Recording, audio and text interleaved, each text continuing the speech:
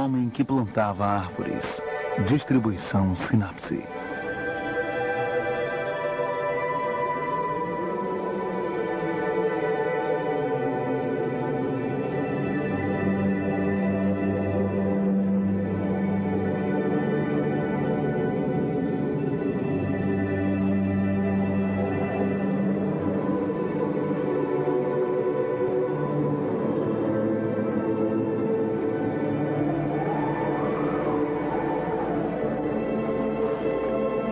Anos atrás, fiz uma caminhada através de um terreno montanhoso, completamente ignorado por turistas, numa parte desconhecida dos Alpes que penetra a região da Provença.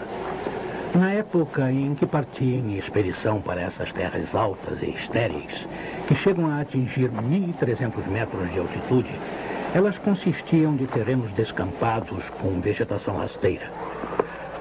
Nada crescia lá, além da lavanda selvagem.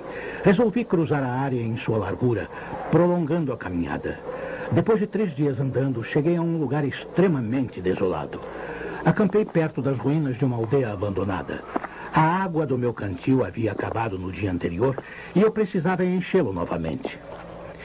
Esse grupo de casas destruídas, semelhante a um ninho de vespas feito em pedaços e abandonado, me fez pensar que algum dia devia ter havido uma fonte ou um poço por ali.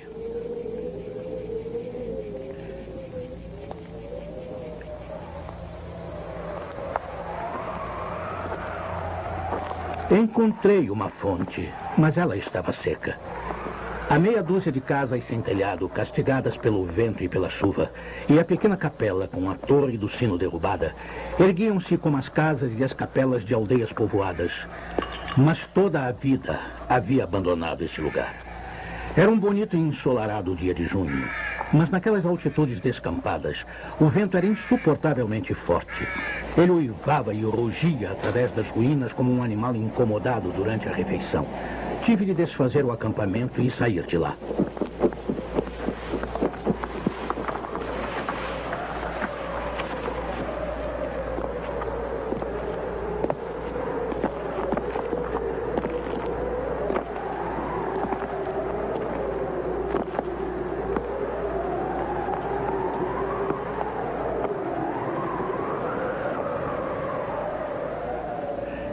Cinco horas de caminhada depois, eu ainda não havia encontrado água e nem tinha motivo para pensar que encontraria.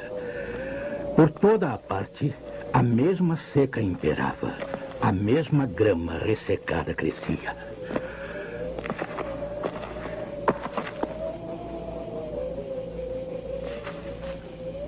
Ao longe, pensei ter avistado uma forma pequena e escura que parecia estar de pé.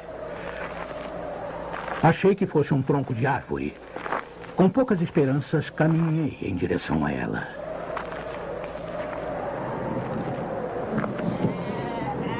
Era um pastor. Cerca de 30 ovelhas descansavam perto dele, deitadas no solo quente. Ele me ofereceu água de sua cabaça e um pouco depois levou-me ao seu abrigo de ovelhas numa reentrância do platô.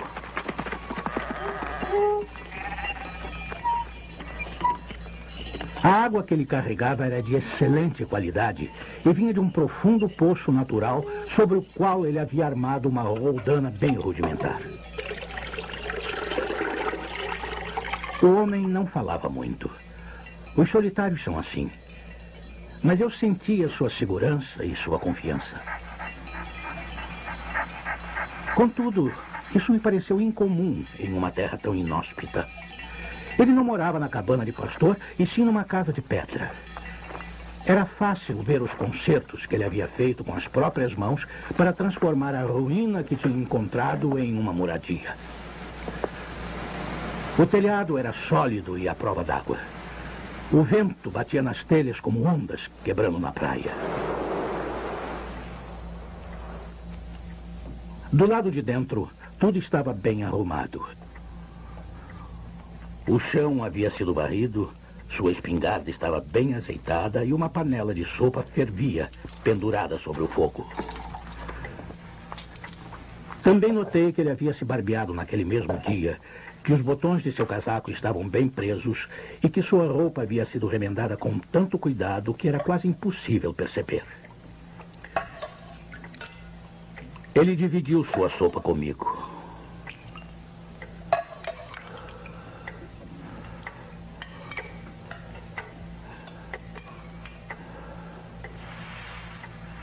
E depois, eu lhe ofereci um pouco do tabaco que trazia numa bolsa, mas ele não fumava. O cachorro, silencioso como seu dono, era amigável sem ser servil.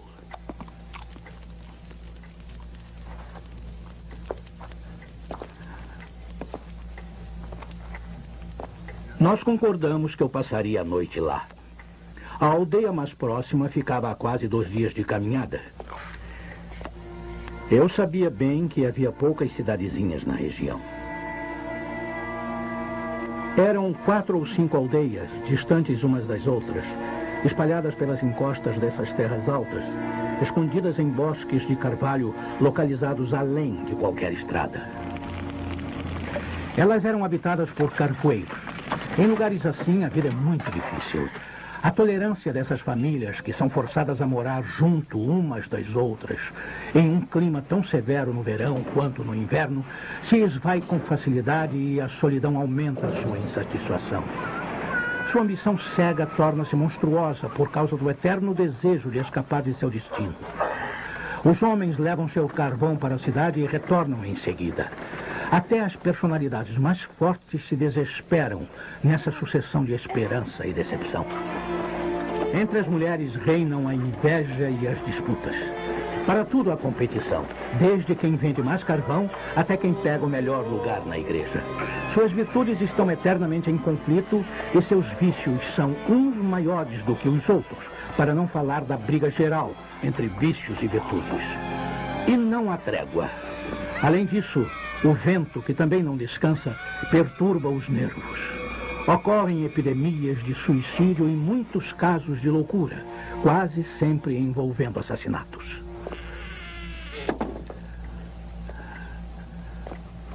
O pastor, que não fumava, pegou uma pequena bolsa e dela tirou uma pilha de bolotas de carvalho que derramou sobre a mesa. Ele começou a examiná-las uma após a outra com grande cuidado, separando as boas das ruins. Enquanto isso, eu fumava meu cachimbo. Perguntei se poderia ajudá-lo. Ele respondeu que aquela tarefa era dele. E realmente, quando vi como ele trabalhava meticulosamente, não insisti. E esse foi o fim da nossa conversa. Quando já tinha separado suficientes bolotas boas, ele as dividiu em grupos de 10, examinando-as mais uma vez, descartando aquelas que eram pequenas demais ou que estavam rachadas. Quando tinha 100 bolotas perfeitas, ele parou e nós fomos dormir.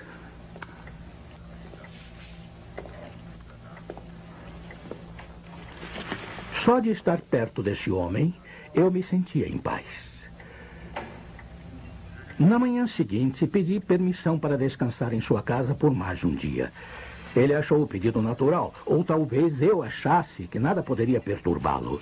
Um dia de descanso não era totalmente necessário para mim, mas eu estava intrigado e queria saber mais sobre ele.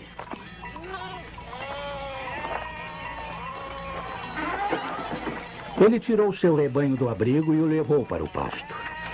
Antes de sair, ele molhou dentro de um balde d'água as bolotas de carvalho perfeitas que havia selecionado e contado na noite anterior.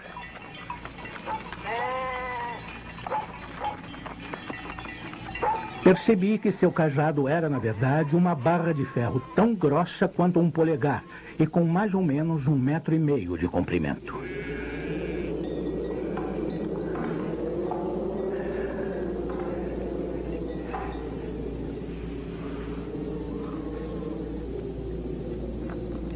Eu caminhei devagar, como se estivesse descansando, e segui uma rota paralela à dele.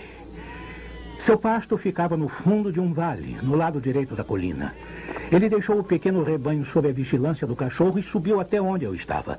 Tive medo de que ele viesse para repreender a minha curiosidade, mas não era esse o caso. Ele veio até mim porque eu estava no meio do seu caminho e me convidou a acompanhá-lo se eu não tivesse nada melhor para fazer. Seu destino era um local 200 metros acima de onde estávamos, no alto do platô. Quando chegamos lá, ele começou a cavucar a terra com a barra de ferro. No buraco que se formava, ele jogava uma bolota e o cobria em seguida. Ele estava plantando carvalhos.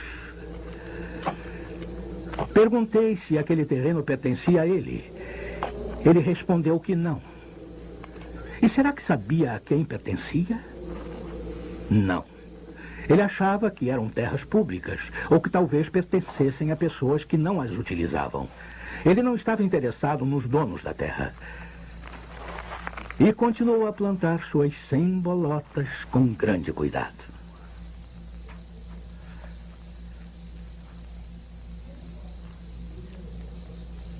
Após almoçarmos, ele recomeçou a selecionar as bolotas.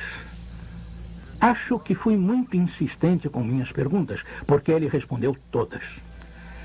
Já havia 3 anos que ele plantava bolotas nesse local desolado. Ele tinha plantado cerca de 100 mil telas. Das 100 mil árvores, 20 mil brotaram. Dessas 20 mil, ele esperava perder metade para os roedores e outros acidentes naturais que só a providência pode controlar. No final, restaram 10 mil carvalhos que cresceriam nesse local onde antes não havia nada. Naquele momento, comecei a imaginar quantos anos ele teria. Com certeza, seriam mais de 50. 55, ele acabou por me dizer. E seu nome era Elzéar Bouffier. Ele havia sido dono de uma fazenda nas planícies. E essa era a sua vida. Depois de perder seu filho e, posteriormente, sua mulher, ele se retirou para esse local isolado, onde seu prazer era morar em paz, com suas ovelhas e seu cachorro. Ele chegara à conclusão de que aquela parte do campo estava morrendo por falta de árvores. Ele acrescentou que, como não havia nada de urgente para fazer, havia resolvido remediar essa situação. Minha juventude me levou a imaginar o futuro e como ele me afetaria em termos de algum tipo de busca pela felicidade. Eu disse a ele que dali a 30 anos, suas 10 mil árvores estariam magníficas. Ele respondeu simplesmente que se Deus lhe desse uma vida longa, ele plantaria tantas árvores que essas 10 mil pareceriam uma gota no oceano. Ele já estava estudando a reprodução da árvore e da faia e tinha mudas plantadas perto de casa. Ele as havia protegido de suas ovelhas e elas estavam crescendo. Além disso, ele estava considerando plantar bétulas nas terras mais baixas, onde havia uma certa umidade perto da superfície do solo. No dia seguinte, nós nos separamos. Um ano depois, em 1914, começou a Primeira Guerra Mundial e eu passei 5 anos no exército. Como soldado de infantaria, tive pouco tempo para pensar em árvores.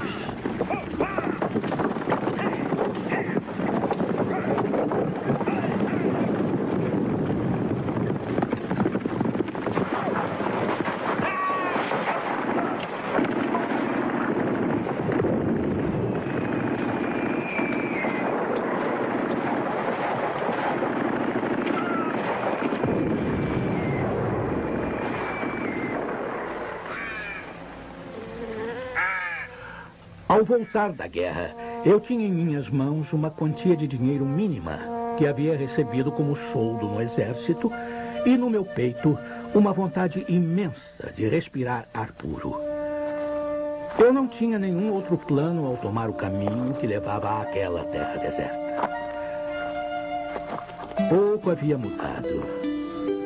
Só que depois da aldeia em ruínas, eu vi à distância uma espécie de névoa esverdeada que cobria as terras altas como um tapete.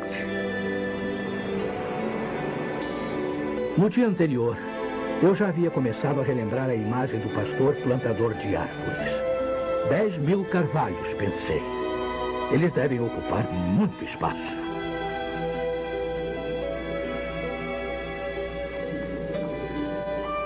Naqueles 5 anos, eu havia visto gente demais morrendo para não imaginar que o pior poderia ter acontecido a Elzéar Bouffier. Especialmente porque, quando temos 20 anos, tendemos a ver as pessoas de 50 como velhas, à beira da morte.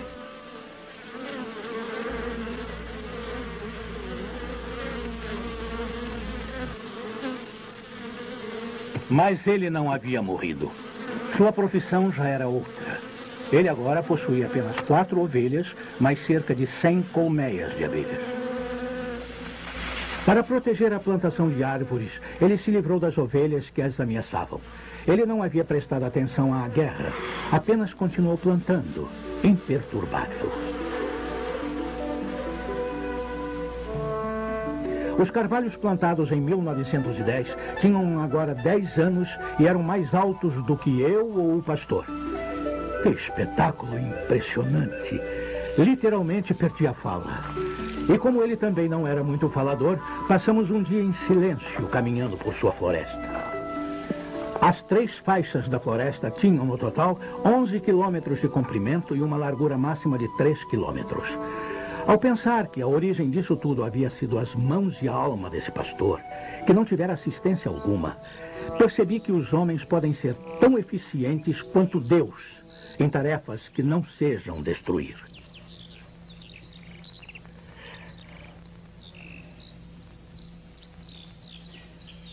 Ele havia seguido sua ideia, e as faias, que já alcançavam nossos ombros e se espalhavam pelo horizonte, eram a prova disso. Os carvalhos já estavam bem resistentes, além da idade em que estão à mercê de roedores. E agora a providência teria de evocar ciclones para destruir o que um homem havia criado. Ele me mostrou admiráveis bosques de bétulas que já tinham 5 anos, ou seja, haviam sido plantados em 1915, enquanto eu estava nos campos de combate em Verdun. Para as bétulas, ele havia reservado o terreno mais baixo, onde corretamente suspeitara que havia água bem próxima à superfície. Elas estavam viçosas, como adolescentes, e muito seguras de si mesmas. A criação parece funcionar numa reação em cadeia. Tais pensamentos nunca perturbaram sua mente. Teimosamente, ele perseguia seu simples objetivo.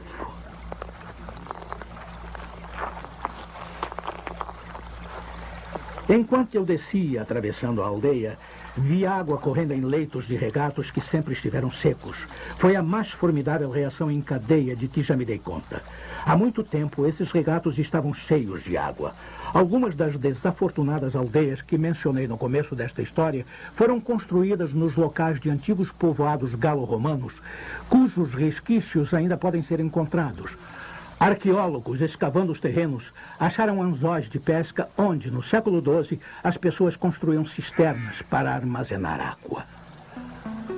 Algumas sementes chegam hoje carregadas pelo vento e, ao mesmo tempo em que a água reapareceu, os salgueiros recomeçaram a crescer, assim como os juncos, a relva, os jardins e as flores, celebrando uma nova vida. Mas a transformação aconteceu tão gradualmente que se tornou habitual, sem causar espanto algum. Os caçadores que se aventuravam por essas áreas desoladas em busca de lebres ou javalis haviam de fato percebido o crescimento viçoso das novas árvores, mas desprezavam a novidade, julgando-a mais um truque que a terra prega nos humanos. Foi por isso que ninguém interferiu no trabalho daquele homem. Se suspeitassem de sua autoria, tentariam frustrá-lo. Mas quem poderia desconfiar dele? Quem poderia imaginar nas aldeias e nas prefeituras tamanha obstinação em fazer o bem?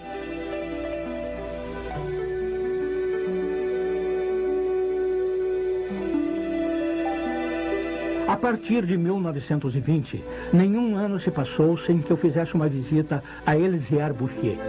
Nunca o vi fraquejar ou cair vítima da dúvida. Só Deus sabe como fazer isso com certos homens. Eu nunca tentei descobrir suas frustrações, mas é fácil imaginar que para ter sucesso como ele teve, é preciso enfrentar várias adversidades. E para garantir a vitória de uma paixão assim, ele deve ter se digladiado com o desespero. Para ter uma ideia aproximada de seu caráter excepcional, é preciso lembrar que ele trabalhava em total solidão. Uma solidão tão grande que perto do final de sua vida, ele já não sabia mais falar. Ou talvez não visse necessidade para tal.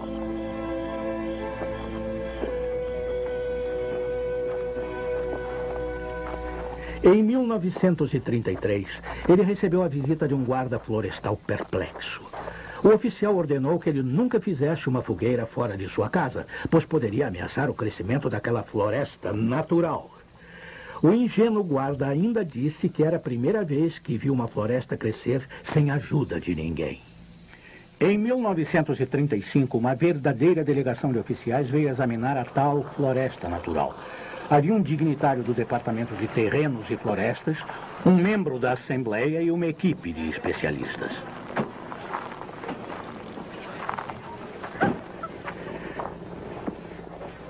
Muitos discursos vazios foram feitos. Foi decidido que deveriam fazer algo, mas felizmente não se fez nada, a não ser tomar uma única providência útil. Puseram a floresta sob a proteção do governo, proibindo a entrada de carvoeiros. Era impossível não se deixar encantar pela beleza dessas árvores novas, seu vigor e saúde tão óbvios. Até o parlamentar não conseguiu evitar e foi conquistado. Havia um amigo meu entre os especialistas da delegação.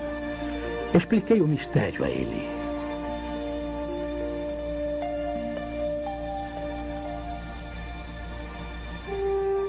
Na semana seguinte, nós dois fomos à procura de Elzear Bouffier. Nós o encontramos absorto em seu trabalho, a 20 quilômetros de onde a inspeção havia sido realizada. Não era por acaso que o especialista em florestas era meu amigo. Ele sabia reconhecer o valor das coisas. Dei a Elzear alguns ovos que havia trazido para ele. Dividimos nosso lanche em 3 partes e passamos várias horas contemplando a paisagem em silêncio. A encosta por onde havíamos nos aproximado estava coberta de árvores com 6 ou 7 metros de altura. Lembrei-me de como essa região era em 1913, de como ela era deserta. Seu trabalho pacífico e constante, o vento cortante das terras altas, sua frugalidade e, acima de tudo, a serenidade de sua alma, haviam dado a esse velho homem uma espécie de saúde que era quase solene. Ele era um atleta de Deus. Tentei imaginar quantos alqueires ele ainda cobriria com suas árvores. Antes de partirmos, meu amigo fez uma simples e única sugestão quanto ao tipo de vida que aquelas terras pareciam acolher melhor. Mas foi apenas isso. E por uma boa razão, ele me disse depois, aquele camarada sabe mais sobre a terra do que eu. Após uma hora de caminhada, durante a qual ruminou o assunto, meu amigo acrescentou: ele sabe mais do que qualquer outra pessoa. Ele descobriu uma maneira maravilhosa de ser feliz. Foi graças a esse especialista que não apenas a floresta, mas também a felicidade de seu criador foram protegidas. A floresta foi ameaçada apenas uma vez, durante a guerra de 1939. Na época, os automóveis eram movidos a gás e precisavam de lenha para funcionar. Os carvalhos de 1910 foram os primeiros a serem cortados. Mas o local era tão distante de qualquer estrada que a extração não compensava economicamente e foi abandonada.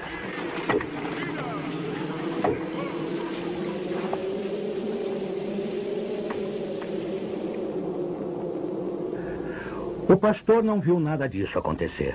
Ele estava a 30 quilômetros de distância, pacificamente cumprindo sua tarefa, ignorando a Segunda Guerra Mundial, assim como havia ignorado a anterior. Vi Elzear Bouffier pela última vez em junho de 1945. Ele tinha 87 anos.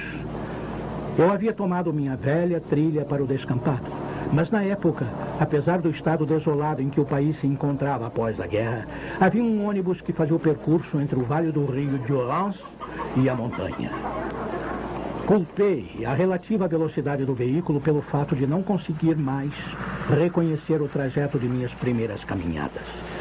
Foi só quando vi um cartaz com o nome de uma aldeia que me convenci de que estava de fato na região que conhecera antes, num estado de decadência e isolamento.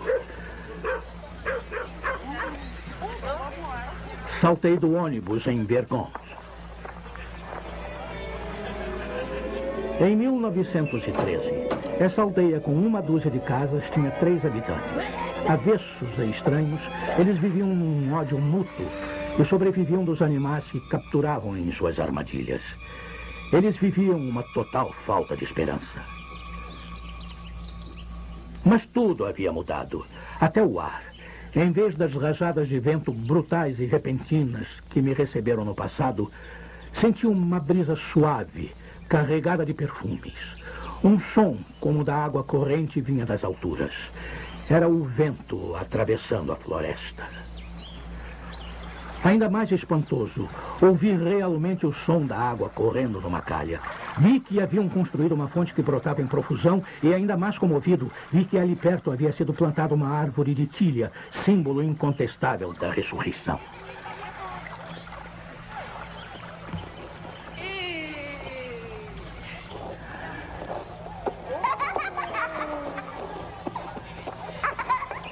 Em Vergon, os sinais do tipo de trabalho que só se faz onde há esperança mostravam-se evidentes demais de uma maneira. A esperança havia realmente retornado. As velhas paredes em ruína haviam sido derrubadas. As novas casas, recém-emboçadas, estavam cercadas de hortas e jardins, onde verduras, legumes e flores cresciam lado a lado em carreiras bem organizadas. Repolhos e rosas, alho porro e bocas de leão, aipo e anêmonas. A aldeia havia se tornado um lugar atraente, em que se tinha vontade de ir morar. De lá continuei o meu caminho a pé. A guerra que havíamos deixado para trás não permitira que a vida prosperasse como deveria, mas Lázaro havia emergido de sua tumba. Nos terrenos mais baixos, no flanco da montanha, vi brotos de centeio e cevada em pequenos campos, e nas reentrâncias do Vale Estreito, pastagens verdejantes haviam ganhado vida nova. Só foram precisos os 8 anos que se passaram para que toda a região vibrasse com vigor e bem-estar. No lugar das ruínas que eu havia visto em 1913, havia agora casas de fazenda bem cuidadas, ainda com argamassa nova, indicando uma vida feliz e confortável.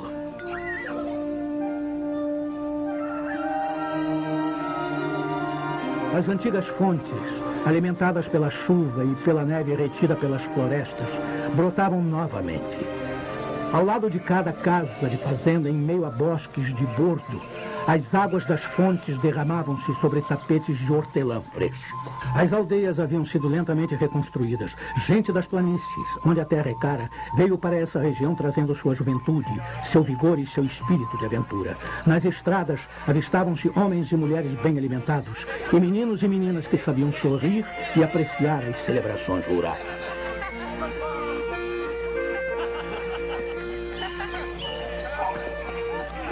Considerando os recém-chegados e a população antiga, irreconhecível nesse local redescoberto, mais de 10.000 pessoas deviam sua felicidade a Elzéar Bouffier.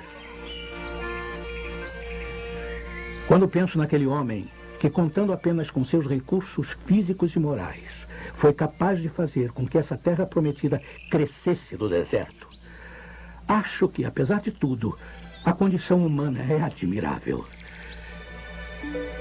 Quando tento calcular a firmeza, o grande coração e a generosidade inabalável que foram necessários para obter esse resultado, sinto um respeito enorme por esse velho camponês iletrado que conseguiu realizar um trabalho digno do próprio Deus.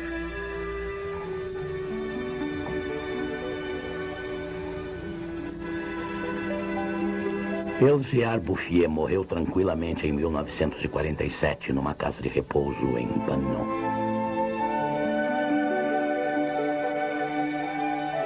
Versão brasileira Audio News.